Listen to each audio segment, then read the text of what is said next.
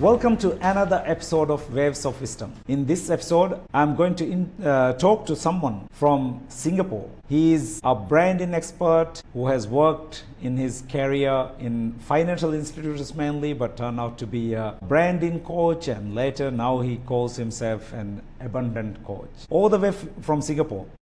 Joining with me is the president of the Asia Pacific Professional Speakers Association, Singapore, Eugene Chua. Thank you. Thank you. Hi, Eugene. How are you? Very good. It's such an honor to be here. Yes. So, how is your stay in Maldives? 8 years ago, I came before, okay. but I only stayed in the airport because I was training the airport. So, you never came to any other than this? Yeah, no time, other right? part. So this time, at least I can go other All parts. right. Eugene, I'm very happy to have you on my show and talk a little bit about what you do and things like that. And Sure. we will also explore a little bit about what you think about becoming unretireable, which is the theme of the podcast for the time being. Yeah. So, Eugene, just start with how your career started. What were you doing at the beginning? I believe your degree was in filming and stuff like that, but you never has done that. So how your whole career has evolved? It's quite strange actually because I took law. Yeah. Then I didn't like it. I dropped law to do film, and I believe my passion is in film. Okay. But when I graduated, it was the .com bubble burst. All right. Yeah, so I couldn't do film. I did finance, and I thought I would hate finance, but I end up loving finance. All right. So my entire 15-year history is finance. And then after that, I became a coach. Yeah. You want to know how I became a coach? Yeah. How? Yeah. Tell So me. 2013 November, the bank asked me to go. It's quite common for banks, right? They hire, fire very easily. And it was not just me, hundreds of people.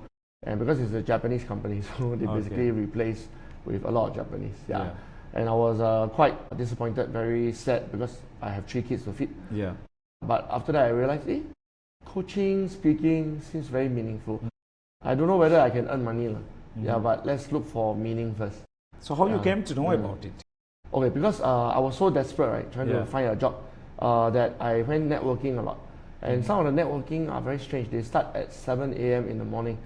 And last time when I was working in a bank, I didn't know there's such a group that meet every week. Yeah. So when I met them, they said, oh, they are coaches, speakers. I thought, can they feed their family? Then I realized, they can feed their family. So I thought, why didn't I explore this earlier? So I, very curious, went to preview. All right. And finally, when I saved up enough money, went for certification, I said, wow, this is very meaningful. I didn't think of it as career at first. I just thought that I need coaching. When they managed to change my mindset about what life is about, I thought, very meaningful. No? Not only like religion can change people or psychology, actually even coaching can change people. So I decided, okay, let's dedicate the rest of my life becoming a coach. And then speaking, of course, is a very different thing, right? Yeah. Speaking is you're on stage speaking to other people. So speaking came later. Yeah. All right. So which year you explored this? Like how long has been? 2013 November, I was asked to go. Then they give me a golden handshake. So they gave me some salary without asking me to go to work. So the salary ended in February 20. Then I started looking for a job all the way until about November. Completely no job. And my bank savings run dry. And I was very desperate. I have to call my brother and borrow money. And 2014 November, I bumped into a friend at one of our train stations. And she said, why don't you start a company together with us? And I was so desperate, right? No job. Of course, I can't say no to starting a company. So I started, and it was in corporate training at first. Okay. Yeah, which then evolved into coaching, which then evolved into speaking. So everything started in 2014 November. So now it's 2025, so I've celebrated 10th anniversary. So at the beginning you were doing more of branding, Yeah, correct. stuff like that. Yeah, So how that came about? You actually not doing that before. because I studied film, right? So I realized, it's not wasted, even though I didn't become a filmmaker. Okay. Because filming, you need to learn storyline, Yeah. you need to learn a bit of marketing, or else nobody will watch your film. So I decided, okay, why don't I apply what I learned in school as a degree on my new business? So I started writing to journalists, and surprisingly, the journalists like newspaper, TV, radio, All right.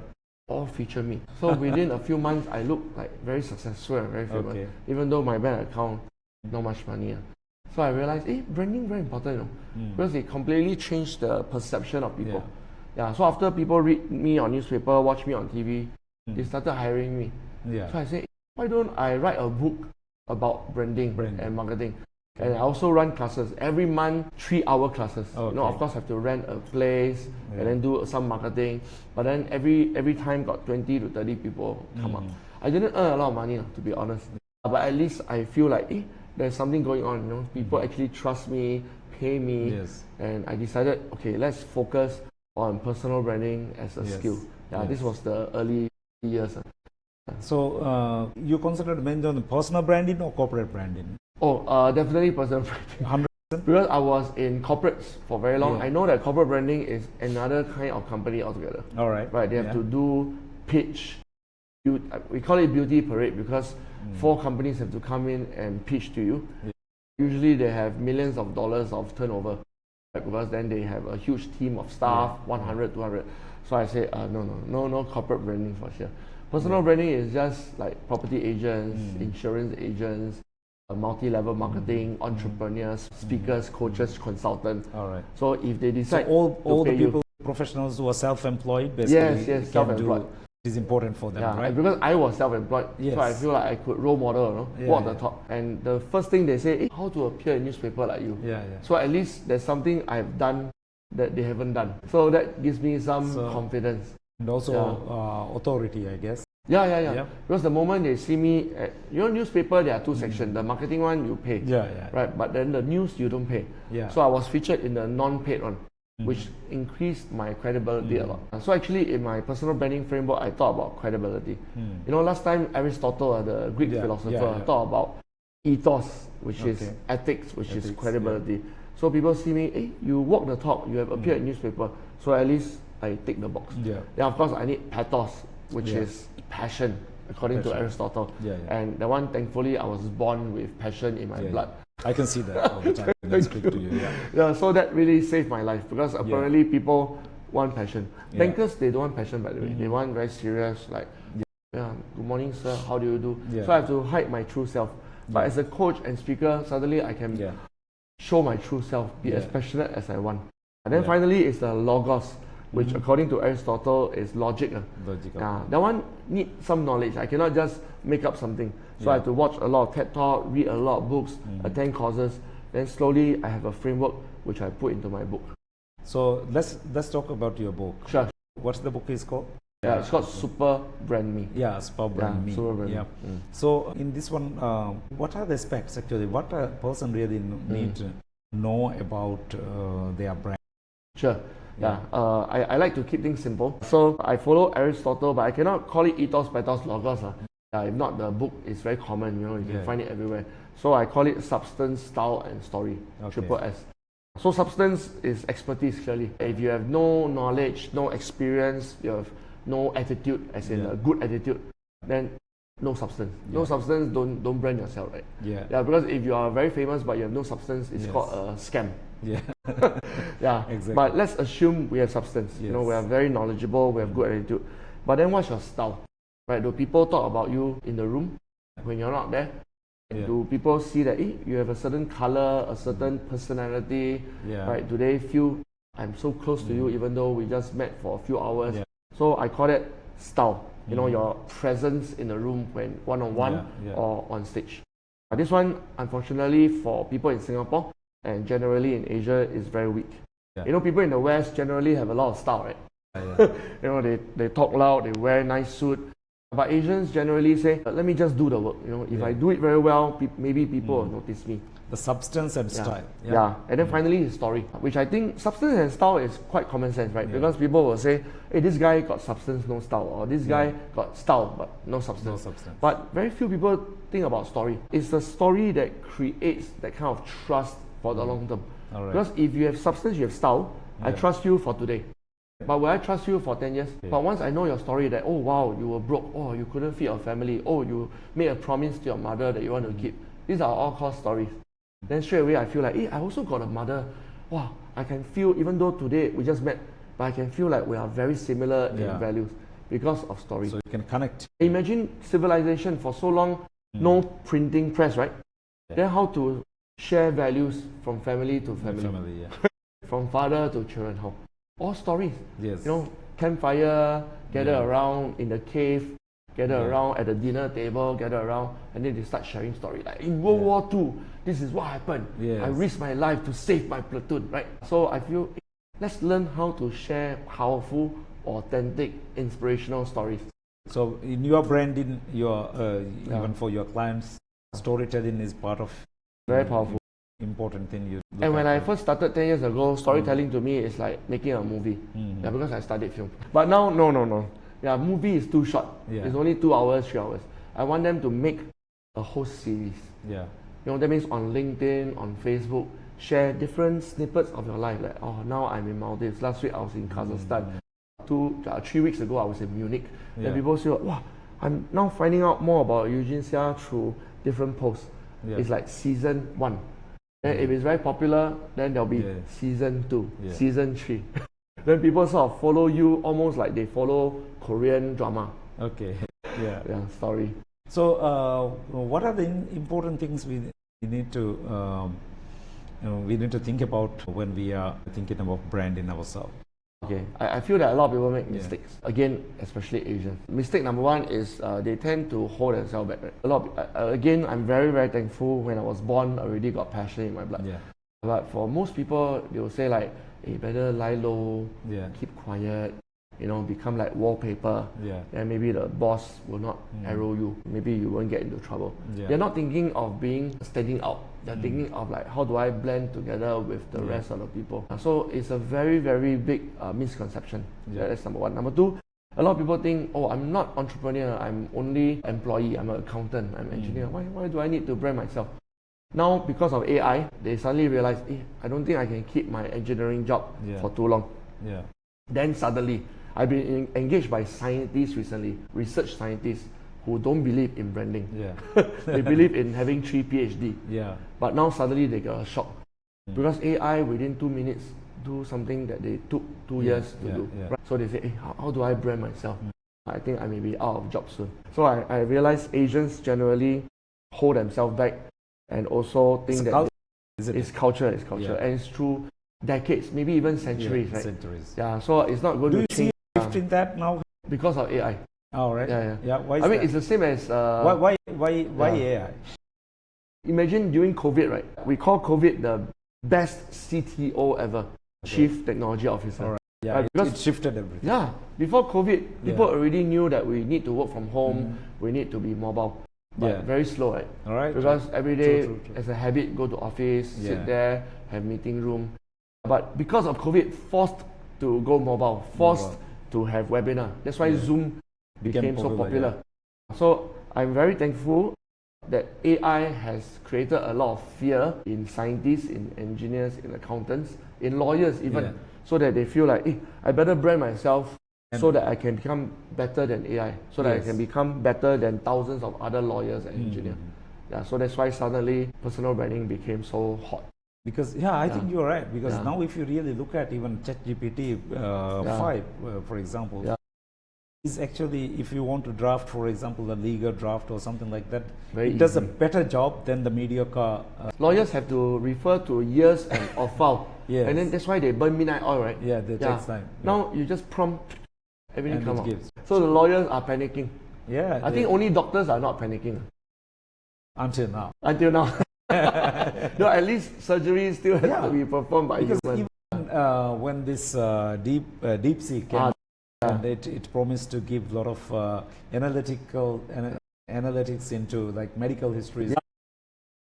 Once you feed, for example, blood report or something like that, it can really give very accurate analysis. The doctor still has to use the eyes. And the older you are, the worse, right? The hand start to tremble, the eyes start to go off. Yeah. So machines will always win humans in all these. So, so this is interesting. How this in this era of AI. Yes. Now, how can somebody use?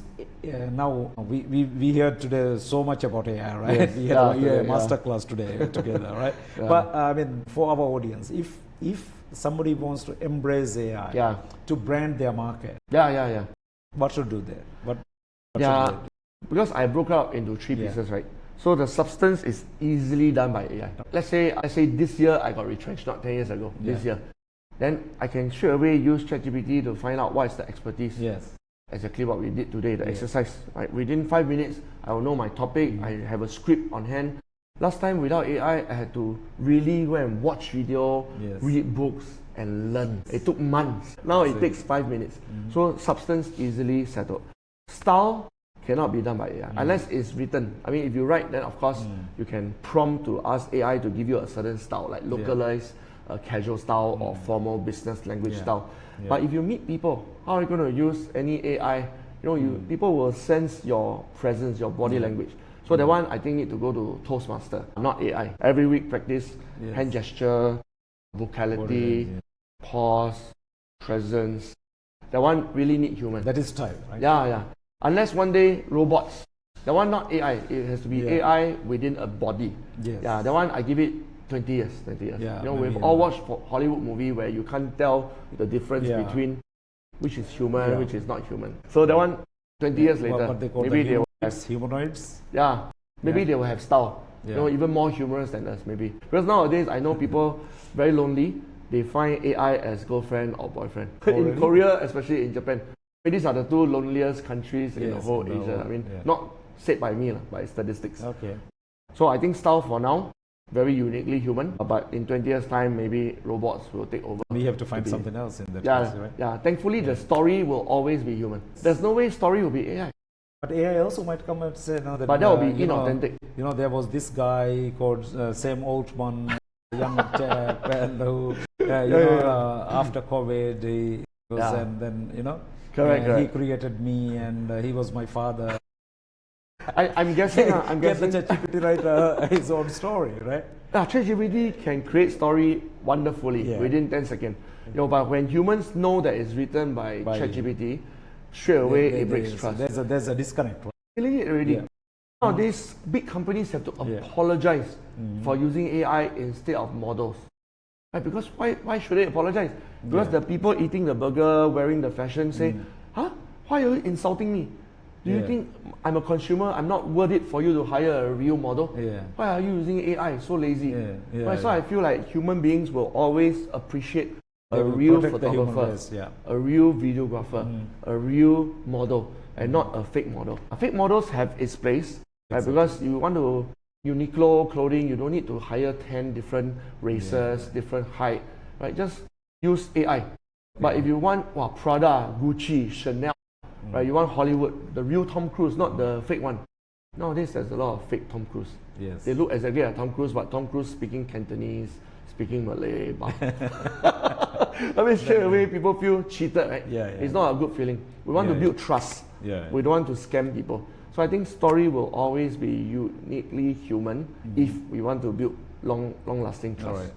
Same as a boy-girl relationship, right? If I date, let's say you're a girl, today we go for a date, I eat, and then I will share my story, say, oh, I love my mother, or what happened to me with my friend, then the girl will like me more and more. But if I say, oh, sorry, these stories were generated by AI. True. Then the girl will be like, okay, don't touch me. So what are the other important things to consider when considering personal? Okay, because over the years, I evolved into abundance coach. So because, I'm a human. So basically that was a shift in your brand. Yes. Because there's a shift in my values. Because last time, to be very honest with you, I had trouble putting food on the table. Right, I was very nervous. Every month the bills came, and I was thinking, wow, a few $1,000s. How am I going to pay? So the only thing I was thinking about is how do I get more clients. So personal branding was the most important thing for me. But when I got more clients, more money, I started asking myself, Maslow hierarchy, right? At the bottom is about food, about safety, about security. But at some point, it's about human connection. It's about making an impact. It's about, what is life about? What's the meaning of my life? So when I ask this question, what's the meaning of my life? To be honest, it's very hard to answer this question. But one day when I went to pay for a course, very expensive course, it was about 6,000 US. I went to Malaysia, and for 8 days, we would live together, and then we cry together. And then this speaker, who's very old now, he's about 87, so he doesn't do it anymore, keeps speaking about abundance. abundance this, abundance that. Then I keep thinking to myself, I come here to learn how to grow my business. Okay. Like, why are you talking to me about like religion? You know, it's not really religion, It's philosophy. But, philosophy. Yeah. You know, values. I say, hey, teach me real things. I want to Yeah. learn marketing, cash flow management, but it's everything abundance. Then one day, I remember I was sitting there, and suddenly my brain opened. Life is about abundance. So I went to Google. There's no one calling themselves abundance coach in Singapore, at least. Australia, there's one. Then I quickly buy domain name. You know, say yes to abundance, abundance foundation, abundancecoaching.com. Then I started positioning myself as abundance. Then I started asking myself, then what is personal branding? Personal branding is for me to learn how to grow my abundance. So personal branding is a method. It's not the end objective. Yes. The end objective is abundance. Creating abundance. Yeah. This is wonderful. I think this leads to a very interesting area of my topic, which which I am currently writing about, is unretireable. Yes. Right? So, how do you think abundance can make somebody unretireable? Yeah. Okay, my understanding of unretireable is in the like our parents' generation, they want to retire at certain age. They had a job. That because was I think from old industrial school. age we have been doing that. Yeah, since industrial. We were using our minds, our physical body, physical body for work. So they broke up life into three parts basically, right? The study part, the working part, and the retirement part. But now in this era, thanks to technology, globalization, lots of travel, we don't believe in that anymore. That's why I like your topic. All right. Right? Because I myself, I don't want to retire. You know, I want my money to give me passive income. Yes. But I don't want to stop working. Yeah. Because I've seen a lot of old people, the moment they stop working, the brain goes down, right? Yes. This is, I call it anti-fragile. Yeah. Right? That means you need to give your body something to do. Yes. Every day, wake up, And go your out. mind as well. Yeah, go coaching, go speaking, travel, right, help people, raise funds for charity. You cannot be sitting at home, say, I retired, then watch TV, chess. Actually, play chess is not bad, but still at home, right? Yeah. I want to go out. I want to have a reason to meet people, to make new friends. Even though the money is already enough, keep paying me passively. So I feel like that's my definition. So to me, it's not a method. To me, it's a mindset. So if a person has a mindset that I want to work until 65 and retire, then it's the wrong mindset. But the moment they say, no, I want to grow my money so that I have passive income, so that I don't need to work, but then I can decide to use all the free time I have to be unretirable, to start helping people, like maybe help single women, single mothers, raise funds to build houses for them. For example, like what we've seen today. Or help cancer patients. Maybe the last 2 years, 3 years, they are about to die. Make them happy. Make a wish foundation. I ask them, hey, what do you want to do? I would dress up as Superman. I dress up as Spider-Man. I make them happy. I learn how to juggle. But I feel like, why are people not doing that? Because they still need to pay bills. Yes. But the moment they say, I don't need to pay bills already. My house is fully paid up. I got $10,000 flowing into my bank every month. Then what do I do with my time? Let's mentor young people. Let's start a youth academy for speakers. Yes. You know, let's help ex-convict to find jobs. Then life becomes very meaningful and very unretirable. It's a great perspective, I think. And then how your topic of abundance. Does somebody need to have an abundance mindset to become unretirable? Well, that's a very good connection. Yeah. It depends on how you define abundance. Okay. So I define it in 3 ways. Number one, which I mentioned already, you need to have abundance of money. Like today, during my keynote, I also keep mentioning that our money needs to be so much that you don't start counting, say, do I have enough money to go Maldives? Do I have money to give donation? Like, it's so much. Stop counting. Right? Just need donation. Just do it. Write a check. Send. Oh, I need to go to see Egypt. Okay. Yeah. Next month, buy an air ticket. Go Egypt. So money is number one. Yeah. And you're from the bank, you know. If a person doesn't know how to manage his money, then you're always having scarcity. Even though you say, oh, I have abundance mindset, but look at your bank account. It's very difficult. Second is mindset. Because people with money but still no abundance mindset, they will always feel fearful, right? Robbers take my money. What if my children squander my money? They also worry about that the money they will lose the money which they have won. You got money but no mindset, then you become very unhappy and still not unretirable. So I know a lot of business owners. They are already multi-millionaire. but every day still go to work. Not charity, you know. Yeah. Go to work, you know. They feel they will Yeah. lose what they are. And they're not even happy. Yes. Right? They grumble to me because I do a lot of coaching. Yes. Then I say, if you're so unhappy, stop going to office. You're already multi-millionaire. They say, Yeah. no, what if my son collapsed the company? Yeah. What if the They're new worried manager? always, right? Yeah, they're worried. Yeah. So their mindset is not abundant. Yeah. And they are always trying to kill competition. Yeah. Can you imagine? They say, oh, I want to make sure the other engineering company fail. I want to make sure the other hotel fail. So their mindset has no abundance. So cannot. Money and money. They think the resources or the abundance is limited, right? Yeah, they see it as one pizza. Oh, you took half the pizza. I only have half left. But I see it as a dough. Right? Yeah. You need the pizza. Yeah. Then you can make 2 pizza, 3 three, make pizza, it bigger, 4 yeah. pizza. Yeah. Let's make pizza together. Rather than say, oh, why do you take right. 3/4 of Very my pie? interesting. You know, I think business concept sometimes use the wrong phrase. Yes. They say market share, right?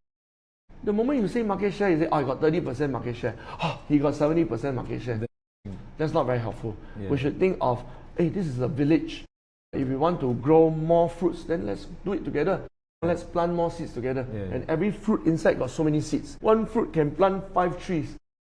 Typical example of being abundance. I think that is, yeah. Exactly. And also, I Yeah. mean, we are both in Speakers Yeah. Association. Speakers and speakers are competitors actually, right? Yes. Yeah, but we because- share everything. Yeah, HR has to decide, do I choose this speaker or that speaker? Yeah. But we have both proven that when speakers come together and learn together, Yeah, together. then we can go global together, Yes. and the whole world becomes more abundant together. Of course. Yeah. Wow, then it's more than just pizza already. It's a Yeah. whole, Professional speaking is an abundance moment, I think. exactly. It's a whole plantation, Yes, yes. and it's not True, just true, for our true. generation, True, our true. children. Yeah. So then the third M, Yeah. money mindset. Mm. Finally, this is my most exciting. Abundance is about mastery. Yeah, because you can say, oh, I'm a good speaker. Are you sure? Can't you gain mastery? Can't you become a great speaker? Yeah. Yeah. Yes, you are a funny speaker, but Yeah. in 1 hour, how many times did people laugh? 5 Yeah. times only? Can you make people laugh 10 times? Yeah. Can you People should share be your rolling on the floor, right? rolling until they start crying? Like you say, oh, I'm an inspirational speaker. Yeah. But on a scale of 1 to 10, how much did their heart stir? Yeah. Is it 6 out of 10? Is Yeah. it 9 out of 10? Did they can't control themselves but to Yeah. stand up and clap and say, Clap, yeah. tonight I'll take action? Yeah. So no matter how good we think we Yeah. are, there's always mastery to gain. Yes. Same as master tailor, master chef, master speaker.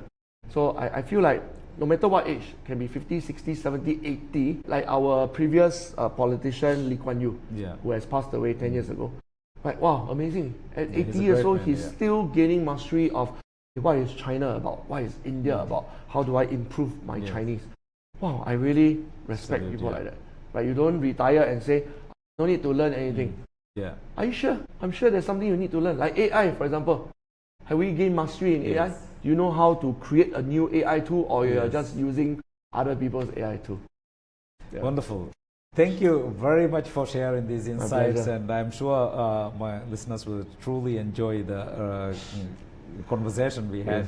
I wish we had more time, but Yeah. you know, we have to. So as a last thing, Sure. what you like to share with my audience as a last message of wisdom which you have acquired over? I would the like to share the wisdom of reframing. Yeah.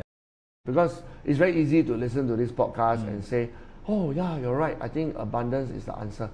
But the moment the universe hear you say that, they will create a situation for you to make a choice. Like for example, tomorrow suddenly you lose a deal. Yeah. Will you straight away say, nonsense, this Eugene talking about abundance. Yeah. It's so fake, not Yeah. practical. I need to Yeah. feed my family. Yeah. I will still choose back competition and scarcity. No. That means you have failed. You might as well not listen to this podcast. Yes. Also, my suggestion is constantly reframe. Because the reframing brain is exercise, it's a muscle. Yeah. So if you everyday reframe, say, hey, in this situation, how do I help rather than take away? Yeah. In this situation, how do I plant seed rather than kill? Yeah. You know, the hunter versus the farmer Yes. mindset. And then if you keep practicing this week after week, month after month, then very soon you find it so natural. You know, it's like the muscle of reframing becomes so strong that you do it within a split second. So true. Yeah. Yeah. It's all about becoming a reformer. Thank you Correct. very much, No problem. Eugene. My pleasure, my pleasure. I'll be honored to have you on another occasion. on Sure, the sure, yeah. podcast, Happy to Thank come you. on board. And for my viewers. I think this episode gave you a lot of. I think this episode gave you a lot of insights and how actually you can adopt a abundance mindset and become unretirable. That was the link we have established today. And as on the closing, Eugene has mentioned, don't forget to be continuously reframing yourself and adopt a abundance mindset and live a unretirable life. Until we come back again, don't forget to be awesome. Thank you.